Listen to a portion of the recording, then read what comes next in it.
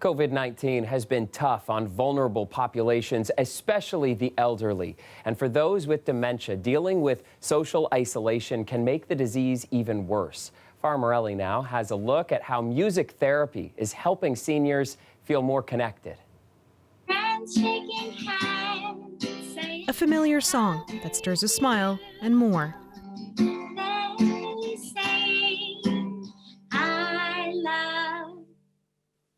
A lot of families are calling us, and right now especially saying that their family members are very isolated.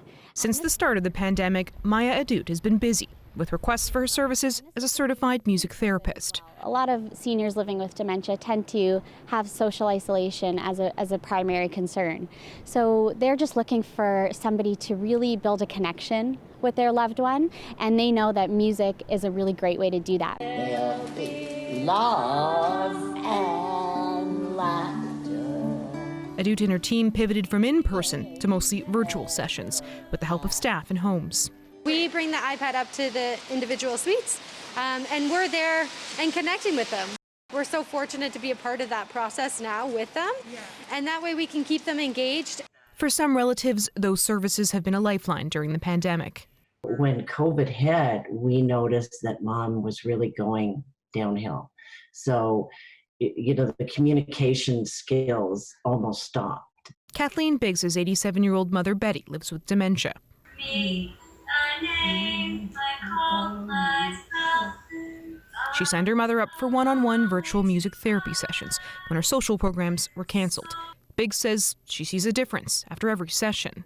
She's much more communicative, and it makes such a big difference to the family. I just find that through these sessions, that at least for a period of time afterwards, that I get a little bit of my mom back.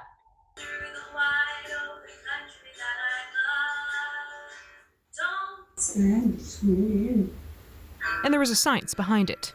Music impacts our physiological processes. It can impact our heart rate, our respiratory rate, our brain wave. U of T assistant professor Amy Clements-Cortez has conducted extensive research on music therapy. For a person that has dementia, oftentimes they're still able to connect with music from their youth. So music from late teens and early 20s often remains intact. And so if we can target that music, and we can also find out what the client preferred music is, then we have a chance of reaching into them and for them to access memories.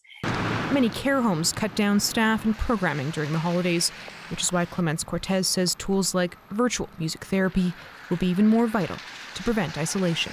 I think to myself, what a wonderful world.